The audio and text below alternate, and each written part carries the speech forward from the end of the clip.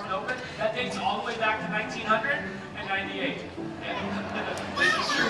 And this right here, this has always been the coolest thing we get to do. Everybody gets an up-close look at birds from all over the world. Birds like Gene here. You folks want a closer look at Gene? That'd be pretty awesome, right? That's about as close as we feel comfortable. Yeah, surprise, the show's in 3D. Great opportunity to see the birds up close and an instant replay. But that instant replay shows you why flight is so important. See, birds like this will stay nice and safe from potential predators by flying in the air. Yeah, exactly. When they're on the ground, they can use their feet to eat almost anything. These birds will even eat stuff like venomous snakes, which they will pick up, shake up, and slurp down like spaghetti. It's disgusting. But it's very important to have birds that do cool stuff like that. And one of my favorite things about Jean is she gives us the opportunity to see a ground hornbill at top speed. That's literally as fast as it's going. Amazing. Thanks, folks. Well, this is actually another hornbill we'll be joined by. His name is Harvey. He's a trumpeter hornbill. Obviously, he looks a lot different. He's smaller. He's more agile. They also live in and around the trees in the forest where you find them. Exactly. We want to show you what that looks like. So in order to do that, I need two people who want to be trees. Two people from the same party. This will make more sense once we set it up. We're going to do a little experiment right now and see how this works. Oh, and the purple shirt's on the end. The lady going like this. And I got to record that because that's fun. So you two are going to stand up, adults, and here's what we're going to do. I have an idea. Both the adults are going to stand up. We're going to put the little one right between you. Here's how this is going to work. All three of you are going to stand up, but you're going to stand on the ground. You guys have safety because with me. Now, you're going to face each other, adults, and with your arms, you're going to go like this. Don't They're the branches of the trees. She's the target. Exactly. Oh, well, she's not. Okay, come on. Okay. You're going to get the best view, sweetheart, because Scott's going to get the bird. That's the branches of the trees. Bird goes right through there. Lisa's in the background. Cameras everywhere. It's going to be amazing. I think. All right, in theory, this should work. So let's see if Harvey can fire out that GPS and look Amazing job! Round of applause for our tree family. They did great. Thank you so much. We should also point out they fly like that so they can catch flying insects out of the air. Flying insects caught right out of the air. Who wants to see that? Everybody.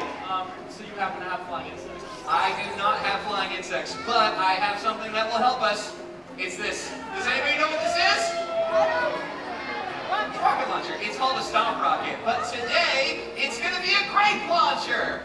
I know, right? Because they don't just eat flying insects, they also eat fruit. Grapes are some of their favorites. I was thinking we could launch a grape in the air if I can find somebody to help me test it. Who wants to help me test this thing? Young lady right in the front with that amazing dress. Come right over here. Let's give a round of applause to our Rocketeer. What is your name? Annie. Do you know how these things work? You do. Here's how it's going to be different, Annie. I'm going to put a grape inside this tube. I'm Chris, by the way.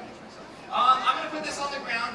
This is the stomp pad. We're going to count you down. The whole audience is going to go 3, 2, 1. And when we hit 1, I want you to hit that as hard as you can. And then we're going to look up and see if the bird can get you. Does that make sense? All right, Annie. This is going to be great. Everybody is going to help. From 3, everybody. Here we go. 3, 2, 1. Yeah! Amazing job from Annie. Annie, you were wonderful. You can go back to your family. That was perfect. Wasn't that good? That worked way better than I thought it was going to. Yeah, I mean, I'm glad it did too, because I don't think I can return this. It's very sneaky. Well, Harvey, you did a great job too, buddy. I tell you what, I have a couple treats for the road if you'd like them. And then we have some more waiting for you back home. And the way you get home, do the same one that you came out of. Just hop onto that ledge, like really right in front of you. One hop this time, slide to the left. Yeah. Harvey, the trumpeter hornbill. Hey, you know, let's talk about intelligence. This is where we bring to demonstrate that one, right? Yeah, absolutely. So many smart birds. This one is one of the smartest. His name is Texas. He's called a pied crow. We have a fun way to demonstrate how smart this bird is. I need an adult volunteer to help me out with this one, don't you? Specifically, an adult with a dollar bill. That was a lot of hands that went in. Hat with the glasses on top and the blue sweatshirt back there. Do you have a dollar bill? All right, get out that dollar bill because here's what you're going to do. You're going to stand up, you're going to hold it straight out to your side, arm parallel to the ground. Because we have taught Texas to recognize people in the audience, not by what they look like, but by whether or not they have legal tender. Yes, this is good. So you're going to take that dollar, you're going to hold it straight out to your side, just like that. That's perfect. Okay, I do need a word for this. Now, we have a volunteer. She has a dollar out there. You see that, Texas? There. Texas sees the dollar bill, flies out, grabs it.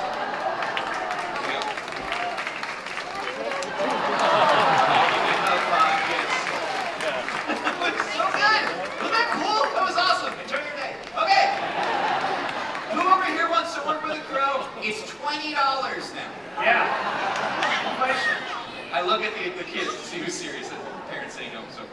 Okay, we're going to give you your money back. So this time, you're going to stand up, arms going to be out, palm to the sky. He'll bring the dollar to you. All you got to do is wrap your fingers around it. He does. Okay, she's ready. I have a dollar.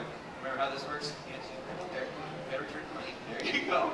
Fly out there. She's going to grab it. Okay, that works. How about a round of applause for our volunteer? You know what? That's something you don't see every day. Right? Yeah, money back in a theme park. Nice job. All right, let's move into the nighttime realm, and of course, they have some owls in the nighttime realm. So, do you want to see an owl fly? Cool. Get your cameras out and get them ready to go. You're going to get some great photos of this bird in flight. Slow motion, that'd be great here tonight. That would be great. On a video? Yeah. Yeah, especially you folks over here. Very important. Yeah, fun facts about owls. Let's go over those real quick.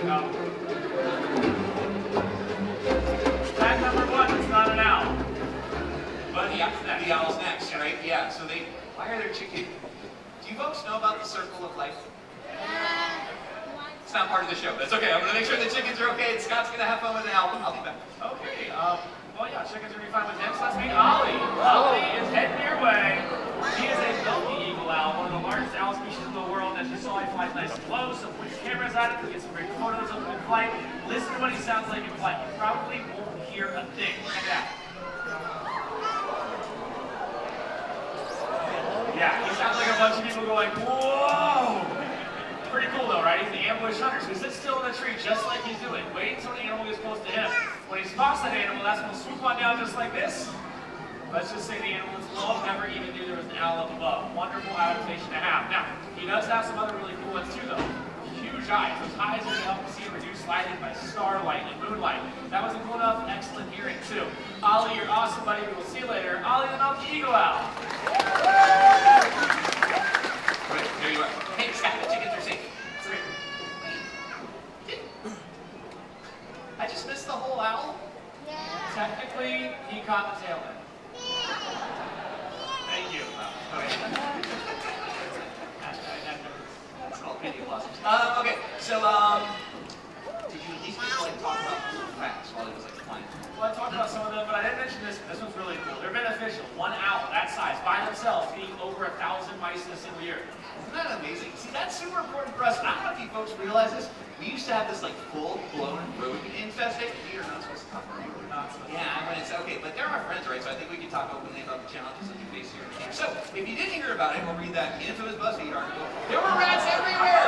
They didn't hear about it. Okay, I know. Listen, you can't get away from those articles. Yeah, there was a problem, and so what we said, we have rats. Let's bring in owls. So when you bring in owls, what happens to rats? They disappear. Disappear. Integrated pest management, all that. So what happened was exactly our raptors moved in. Yes, and they took care of rats. That's exactly what they did. They're smart. Yeah, we were like you. We were like, there's some rats. You're right. Yeah, it's true. But they can calm down now because the rat problem's behind us.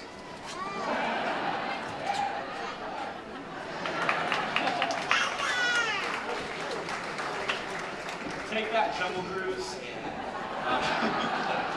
Okay, jokes aside, we have a fun idea. Do you guys want to see a training session? Because here's the thing, I wasn't ready for this. I got it, buddy. We have all these birds that do amazing things. And people always ask us, like, why do they stay here at this theater? And why don't they just leave, right? There's no roof. Why don't they just go hang out at Epcot? I know. It's because of the training we do. It's a relationship building we do. I was thinking we could show them what it looks like. We bring out Kendi. Kendi's one of our ravens.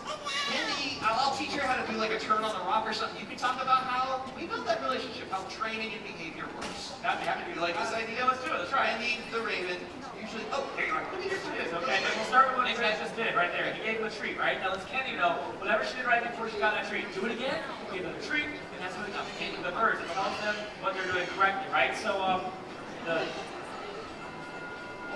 he just gave her a treat for untying my shoe. They gave her 4 treats today. Oh, No, I wonder, okay, Kendi. seriously, Kendi, what? Chris, don't you do it. Chris! Kendi, no! Come on, that was amazing! Right, That was she so cool! learned to untie shoes. Because it was funnier than turning in a circle. Well, that was so good. Yeah, but if she was out there and unties their shoes, that'd be a slight problem, right? We don't want her doing that. That's right. So she Right. can do it with Scott's shoes. Go get it one more time. That was We're fun. not doing my Yes. shoes anymore. Stop. Oh, she knows how to do it now. Look at this. I Those covered my shoes. This is awesome. I love what they do.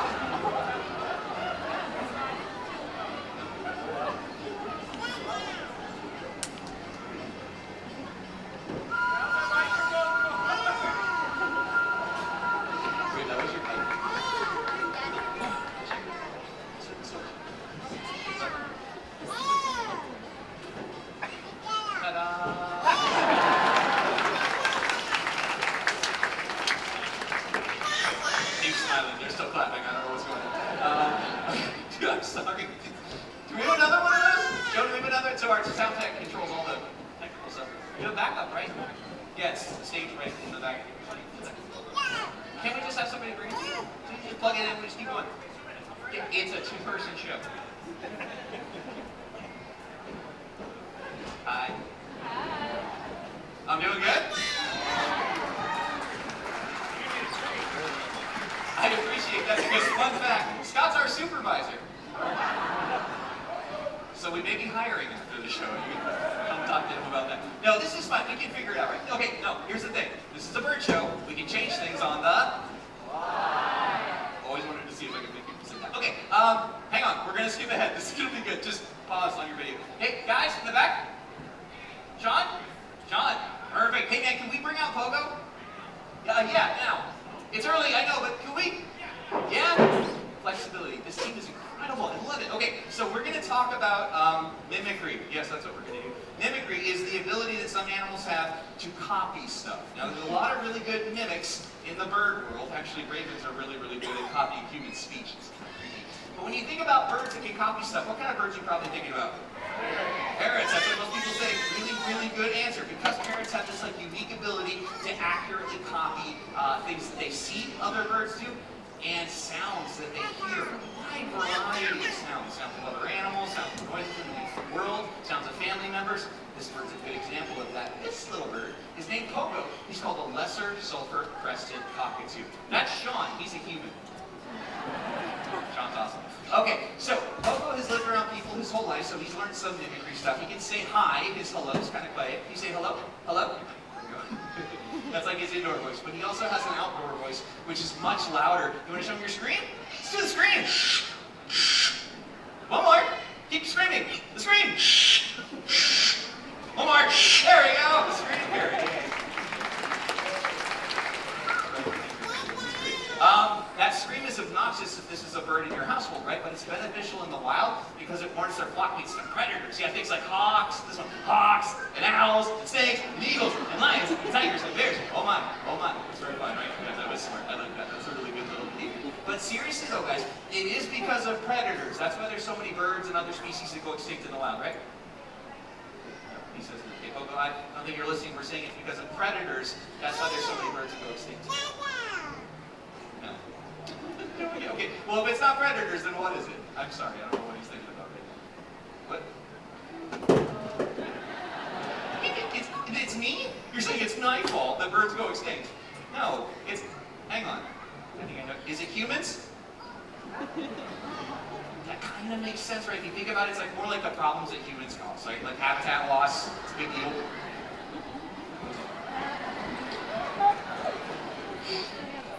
You don't know what that was. Habitat loss. Yeah. Habitat loss. You paying attention? Okay, that's good. Habitat loss, misuse of chemicals, climate change. These are big problems. Like this bird. You're sure you're paying attention? Pogo? Hello? Are you listening to me? Who broke my bird? I don't know what he's doing up here. Okay, so you're paying attention. To your foot. Yes, that's fun. He's an amazing little bird. He's wandering all over the place. Look, Pogo, look. Look. Look.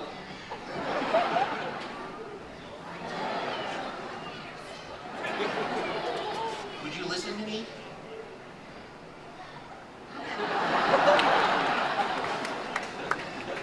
Okay, Pogo, talking about serious stuff. People have realized all those problems we're talking about, and some people are even doing something about it. So why don't you tell everybody out here what you think about that? Yeah, good news. It's really good, right? This bird is crazy. You are crazy, aren't you? Yes, you are. Pogo's very smart. He's weird. He's silly, but he doesn't know what I'm saying. What he does is he responds to a lot of small, very, very subtle cues. When he wants to. Hopefully we can show you what some of that looks like. So, see how he shakes his head like that? That's when I point in his direction. That's the cue for no behavior. If I want him to do it again, I give him a treat for it. That's raining. I did the raven. If we want him to say yes, I cross my hands. That's a favorite. I like that one a lot. Maybe I like this treat better. I didn't want to try last one, so take this one. Oh, and if I take my right hand and I toss it out to the side, we get that. We have no idea what this is. But he really likes doing it, so just kind of let him. He'll do it for a long time too if I don't interrupt him. Okay, we'll finish up with a couple verbal cues, and then we do have to figure out what happened to Scott, don't we? Yes, you love Scott too. Okay, finish up that one. Let's try this one again. Okay, yeah, finish this up. Here we go. Look. Nice. Look. Good. If I keep my head down, he goes, is it now? Is it now? Is it now? Is it now? Is it now? It's now. Listen. Say goodbye. That's Pogo! The lesser, softer, wrestling, talking to. You are insane. And you're ninth grade, right? He's so cool. Pogo is one of the neatest little birds in the whole world. We want to make sure everybody knows everything this guy does up here. It's not normal. No, we don't want you to think you just like go to a pet store and buy a bird and they're going to do all the, hey, look who's back! Check, check. Hey, it works. Scott is here, everybody. Thank you, Sean. Welcome back, Scott. Thank you. This is perfect. So we brought the parrot. I hope that's okay. We're talking about how smart they are and how fun they are, but I also showed everybody the screen because I wanted them to understand the many challenges involved if you put something like that in your house. Oh yeah, it's not just screaming though, right? So those birds can bite extremely hard. They can also destroy your furniture, and on top of that, they can live, what, 50 or 60 years. Can you tell me how old Pogo is? Pogo was hatched in 1969. That's a 53-year-old bird. Yeah, so I was figuring, Pogo was out here. Wow, look at me! Hey Chris! Surprise! Thanks! Everyone, that's Boris. He's a pterodactyl. That was fun. He's not quite that big. He's pretty large though, right? That was awesome. He's a marabou stork, which is one of the largest flying birds in the world. Check it out. That's great. That is great. He's awesome.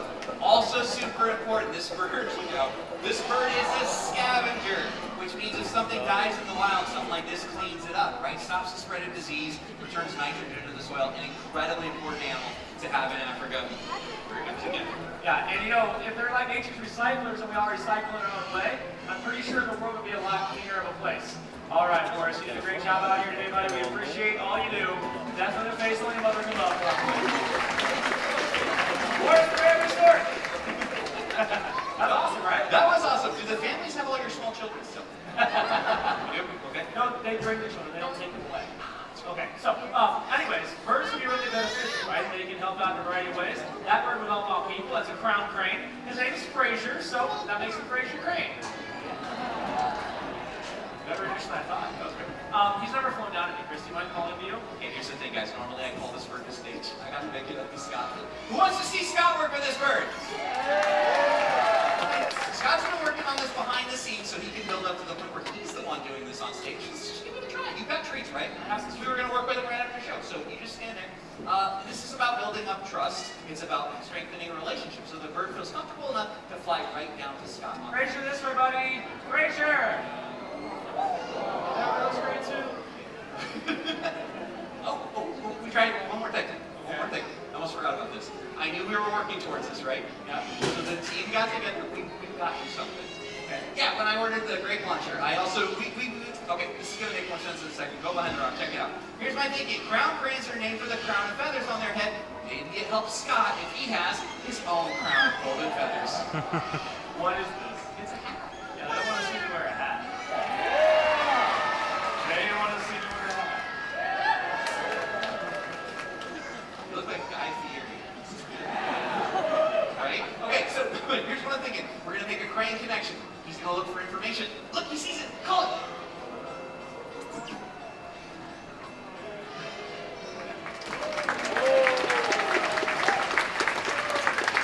That actually works. Yeah. You think it was a hat? Was it the hat? Yes, they said confident. I don't think it was a rabbit. No, Scott, you've been putting a lot of practice into this, and practice makes perfect. That is so cool. Hey, buddy. Great job. See you later. Fraser Crane, everyone. Two celebrities, Fraser Crane in 2003's Justin Timberlake, everybody. Yeah. Okay. That was. That's weird. But the relationship building part of that really is the basis of everything we do. And it goes farther than just me and Scott, right? Everybody here has a relationship with nature because as humans, we're the only species on the whole planet that can protect other animals. That is true, and there's been some great examples of that. My favorite would be the story of the national bird of the United States of America, the bald eagle. Everyone, this is Hope. And And Hopier actually had a leg injury when she was younger, and because of that, she wouldn't be able to survive on her own out there in the wild. So she lives here with us, and she acts as an ambassador for her species to share a very important message. Because not long ago, bald eagles like her, they were placed on the endangered species list. And their numbers were dropping so low, so fast, it was feared people would never see these beautiful birds in the wild ever again. But something amazing started to happen. People took notice, and they took action. They cleaned up the waterways where bald eagles were fishing, and they stopped using a chemical pesticide called DDT, which is one of the major reasons for their decline. I know, it's an amazing call, right? Yes, so people made changes, and that brought a species back from the brink of extinction. Exactly right. Everyone's efforts paid off so much so, the bald eagle was taken off the endangered species list. It's a pretty awesome conservation success story, and it goes to show we can do little things around the planet to help save wildlife. Yeah, it's an amazing story. And there are still a lot of other species out there that need that same kind of help. This little bird belongs to one of them. That's Rudy. He's called a blue-throated macaw. Okay, blue-throated macaws. Those are some of the rarest species of macaws you can find in the wild today. Now, they're only found in a small part of Bolivia. Unfortunately, there are less than 300 of them left out there. Yeah, and 300 is like a scary low number. But it's not all bad news. See, we're working with a group called the World Parrot Trust.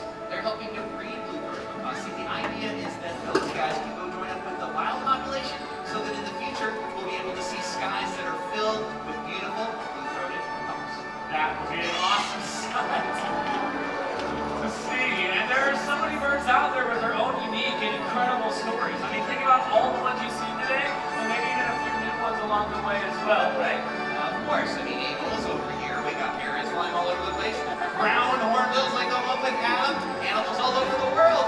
You got somebody in the window, Scott? Who's that? This is our little Togo toucan back here. His name's Bruno, so we don't talk about him. So here's the thing, guys. Go outside and explore. You never know when you're going to find your new favorite animal. Very well said. So on behalf of all of us here, including our furry friends, we'd like to leave you with one final wish. May your heart stay light and your spirit soar forever. Namaste.